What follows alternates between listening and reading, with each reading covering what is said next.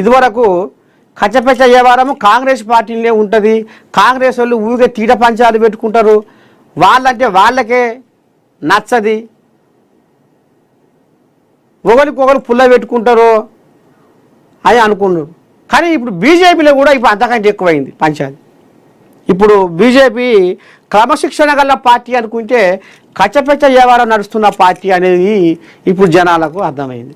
ఎందుకంటే నిన్న వాళ్ళే బయట వేసుకురు కదా, కొండ విశ్వేశ్వరు ఆయన కాటిపల్లి, కామారెడ్డి ఎమ్మెల్యే కాటిపల్లి, రంగారెడ్డి వికారాబాద్ జిల్లా అధ్యక్షులు, ఎమ్మెల్యేలకు ఎమ్మెల్సీలకు పడకపోవటం, ఈ ఎమ్మెల్యే ఓ వర్గము ఎమ్మెల్సీలది ఓ వర్గము, ఎంత నడుస్తుందో కథ. ఇక ఇంట్లో మనం 2020లో గిరి సంపాదించుకున్నాము, ఇంకా మనకు పుంజుకోవాలన్నా, మన ఉనికిని కాపాడుకోవాలన్నా. మరి మీరు ఏమన్నా పుసుక్కున్నా ఇది చేస్తే ఎట్లా? గట్టిగా దారారాలే, గట్టిగా బోరారాలే అనేది ఇప్పుడు రామచంద్రయ్యకు ఓ దిక్కుగా మరి నేను కొత్తగా కూడబడి నా ప్రచారం నా మార్కు చూపించకపోతే ఏదో అవుతట్టుంది, ఏం చేయాలి అనేది ఇప్పుడు రామచంద్రయ్యకు కుర్తిలో పడ్డ ఎలుకోలే అయ్యి ఆయన తనలాడుతూ ఉండు.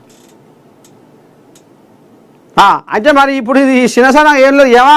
ఇప్పుడు పోయిన తేప 2014లో ఇదే మాగంటి గోపీనాథ్, చచ్చిపోయిన మాగంటి గోపీనాథ్ 2014లో 12,000 ఓట్ల మెజార్టీతో గెలిచిండు. 2018లో 14,000 మెజార్టీతో గెలిచిండు.